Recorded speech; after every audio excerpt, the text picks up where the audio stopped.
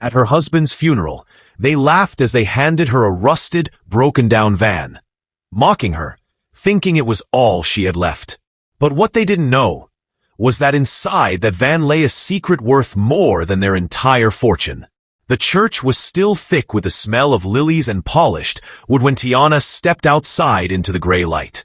The funeral was over, but the whispers weren't. They trailed her like shadows. Low voices, dry chuckles, those pitying glances people give when they think life just snatched the last thing you had. Her mother-in-law, Doris, stood near the hearse, draped in black silk and superiority. Beside her, the other Carrington relatives lingered like vultures who'd already eaten, but were waiting for the scraps. Tiana caught their eyes and looked away. She didn't want to fight. Not today. It had taken everything in her to stand through that service, to sing those hymns, to bury a man who had once loved her in ways that made the world feel safe, and later hurt her in ways that almost broke her completely. But grief isn't polite. It comes whether or not the love was perfect. "Tiana," Doris called, her voice sharp as a knife slicing through the cool afternoon air. "Come here, dear. We've got something for you." The tone said it all. That fake sweetness, the kind that hides venom in every syllable. Tiana walked over slowly, heels pressing into the damp grass, the hem of her simple black dress brushing against her calves. Doris smiled, a wide, practiced smile that never reached her eyes. "We've decided, as a family, to honor Michael's wishes. He wanted you to have something." There was a ripple of laughter among the cousins. Tiana kept her face still. She'd been through enough with these people to know when they were setting a stage. Then Doris pointed. Tiana turned, and there it was, parked near the edge of the lot, half hidden by the shadow of the old oak tree, sat a van. Faded blue paint, rust blooming across the doors like an infection. The tires looked tired of holding on. "That," Doris said, voice dripping with false sympathy, "was Michael's old project. He always said he'd fix it up one day. Guess that day never came." Another laugh, this one from a nephew with too many gold chains and too little sense. Tiana stared at the van. For a moment, words wouldn't come. This, after 10 years of marriage, after everything she had endured, this was what they thought she was worth? "That's all?" she asked quietly. Doris's smile widened. "That's all, dear. The house, the accounts, their family property. But this is yours. Free and clear. Free and clear. Like a gift, like an insult wrapped in shiny paper." Tiana nodded slowly, her throat tight. She wanted to say something sharp, something that would slice through their smugness like glass. But what was the point? People like Doris didn't hear words. They only heard power. And Tiana, standing there with empty hands and a broken heart, didn't have any of that. Not yet. She walked toward the van. Her heels clicked against the pavement, each step heavy with humiliation. She could feel their eyes on her, could hear the snickers they didn't bother to hide. The key was already in the ignition, dangling like a joke no one told out loud. Tiana climbed inside. The seat sagged like an old man's back.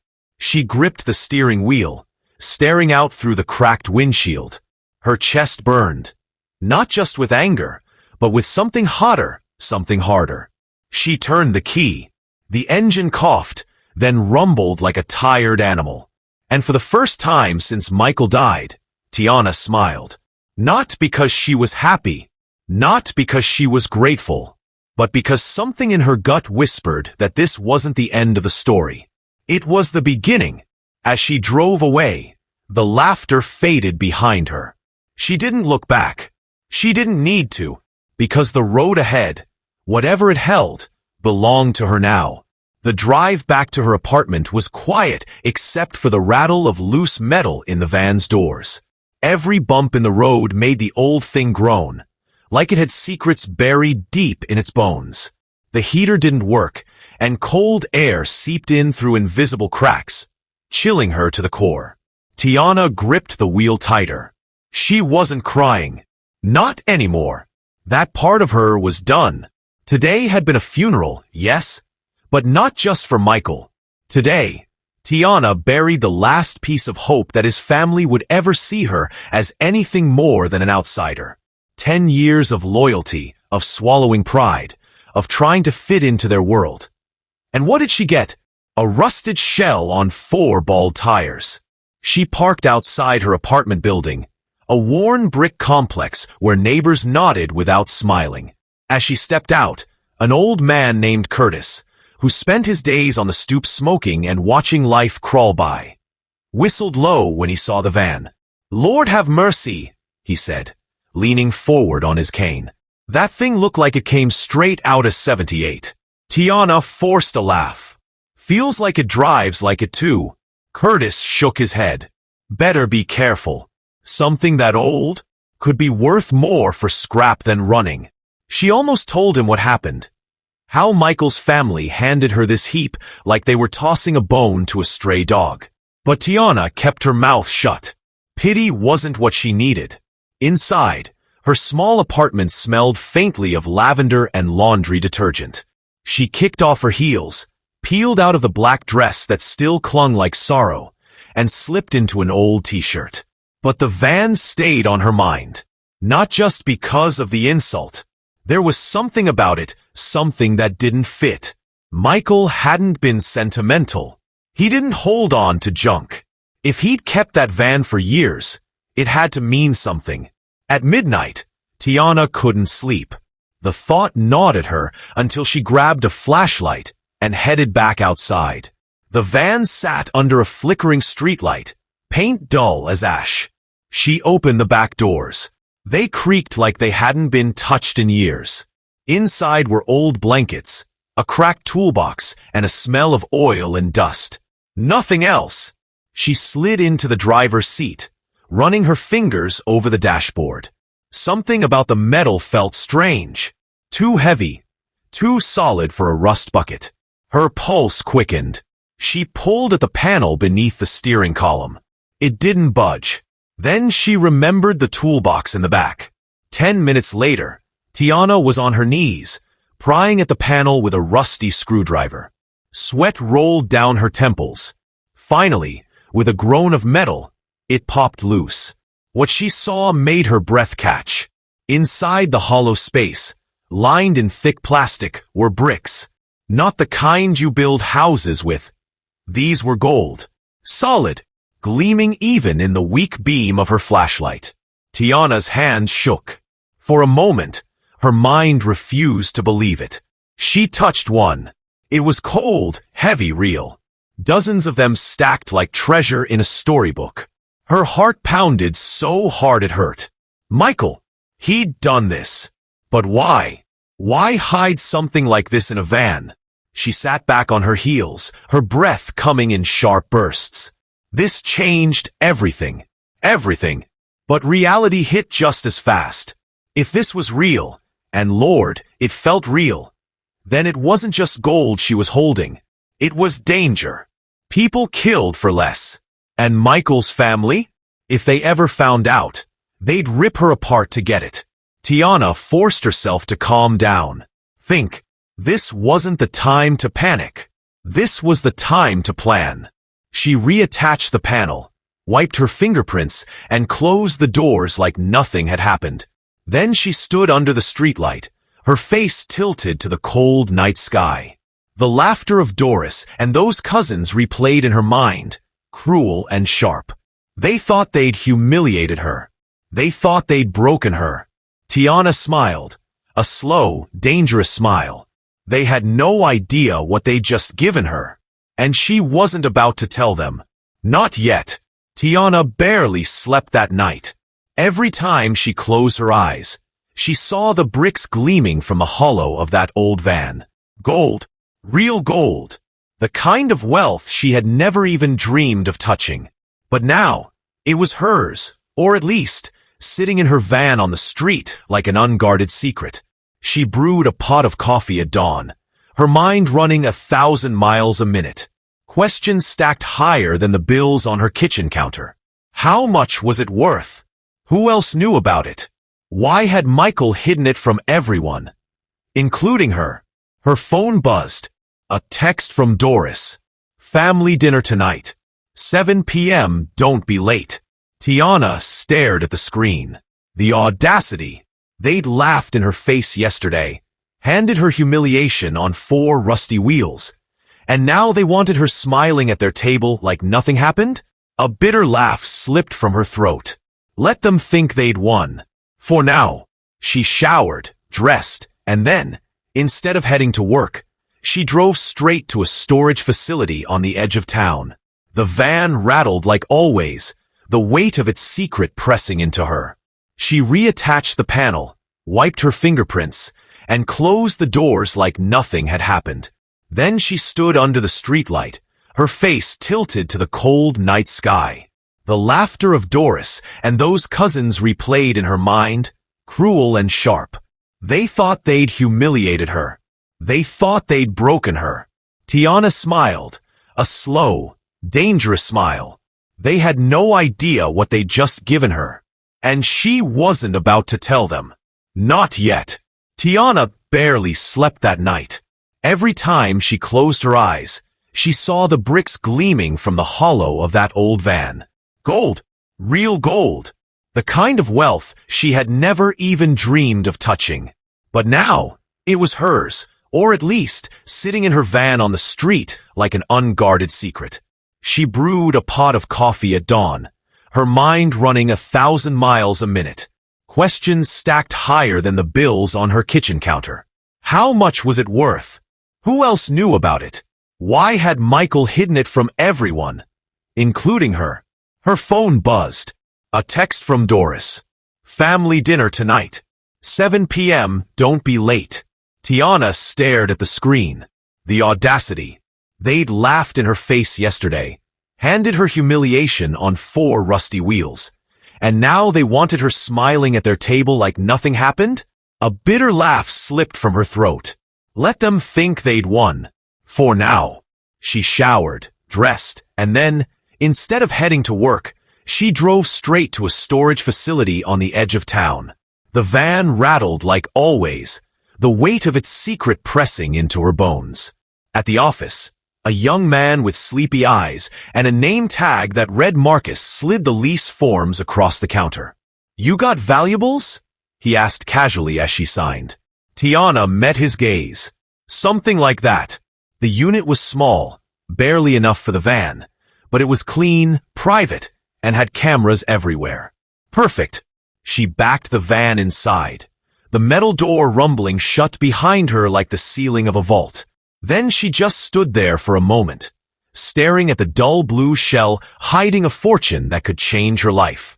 A whisper stirred inside her, sharp, electric. You don't owe them a damn thing.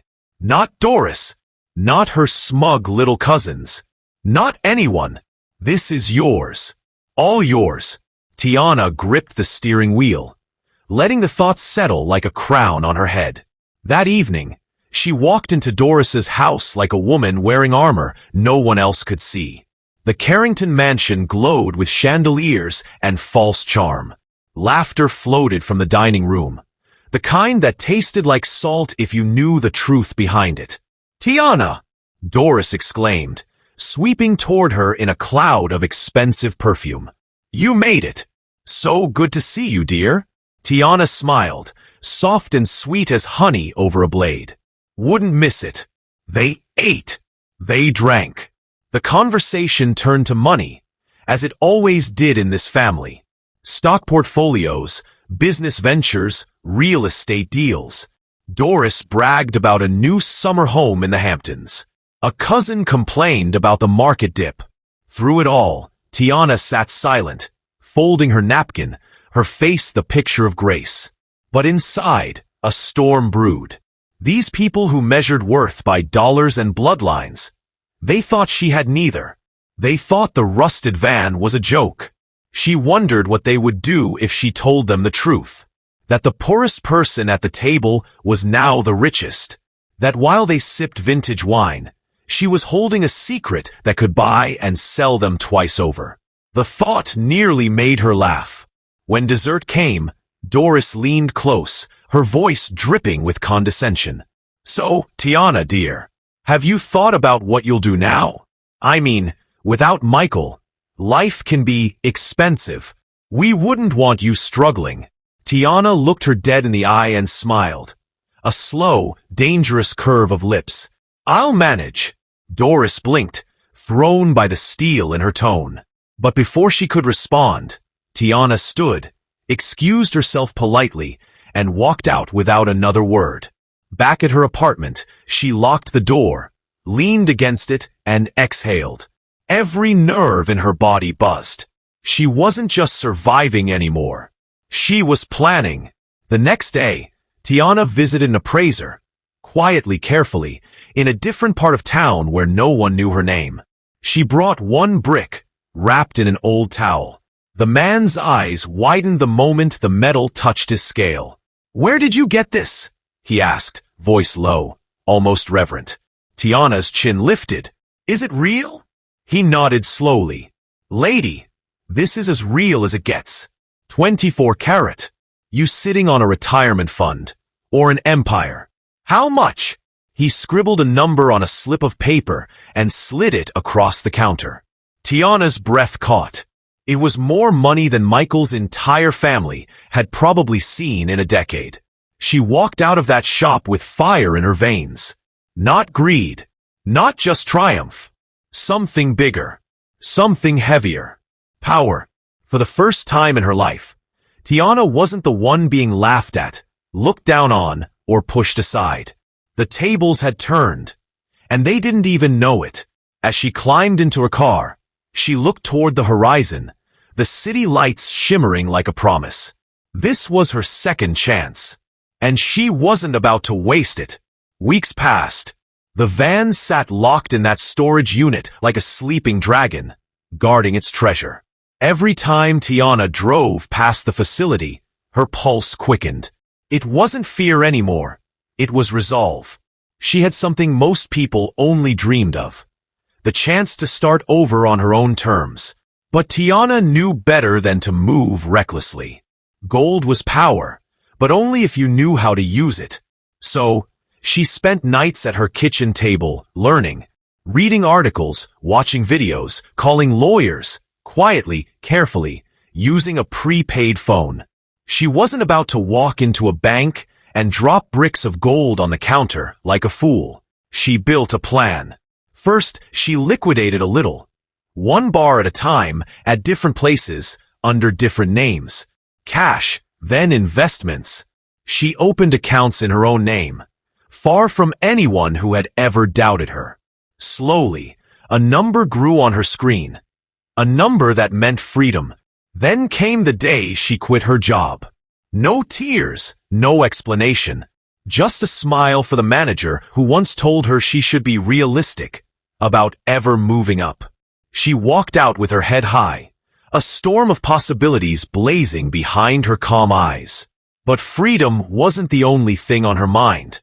No, Tiana had something else simmering deep in her chest. Justice. Not revenge in the ugly sense, but something cleaner, sharper. And that chance came sooner than she expected. One afternoon, her phone rang. Doris.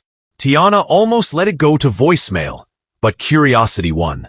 "Hello, Tiana," Doris said, her voice tight in a way that made Tiana smile inside.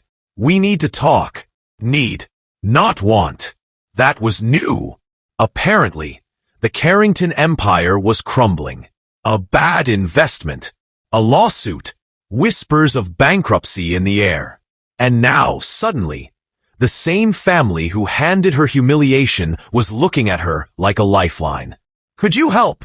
Doris asked finally, after dancing around it for 10 whole minutes. "Just a little loan. For Michael's legacy." Tiana almost laughed. Almost. Instead, she let silence stretch, her smile growing slow and dangerous. "Doris," she said softly, "I told you I'd manage. Remember?" A pause. Then, "Tiana, please. We're family. Family." The word tasted bitter on Tiana's tongue, but she swallowed it down and kept her voice sweet as honey. "I'll think about it," she said, and hung up. Then she sat in her apartment and laughed, long and hard, tears streaming down her cheeks. Not because she was cruel, because life had turned so completely, so beautifully, that laughter was the only thing left. 3 months later, the Carrington mansion was on the market. Tiana drove past it in a car so sleek it made heads turn. A car bought in cash, with no one's permission but her own. She parked for a moment, watching the house where they once looked down on her crumble from the inside. She didn't feel pity. Not anymore. Life had taught her that pride without kindness was just poison dressed in pearls. And now, the poison had eaten them alive. Tiana rolled down her window, letting the spring breeze lift her curls. In the back seat was a leather portfolio filled with contracts for a new business. Hers. A community center in the neighborhood where she grew up. A place for kids who had nothing, like she once did, to dream bigger than their circumstances. That was the thing about power. It could rot you, or it could raise you. Tiana chose to rise. As she drove off, the sun dipped low, painting the world in gold. The same color as the bricks still locked away, silent witnesses to the day her life changed. The van? She kept it, not as a secret, not for its worth, but as a reminder. Every dent, every scar in that metal told a story. A story of laughter meant to break her, and how it forged her instead. At a red light, Tiana caught her reflection in the rear-view mirror. The woman staring back wasn't the one who walked out of that funeral with empty hands and a broken heart. She was someone new, someone strong, someone unstoppable. The light turned green, and Tiana drove forward, into a future that was hers and hers alone. If this story moved you, hit that like button and share your thoughts in the comments. I read every one of them. And if you love powerful stories of resilience and triumph, subscribe now and turn on the bell so you never miss what's coming next. See you in the next story.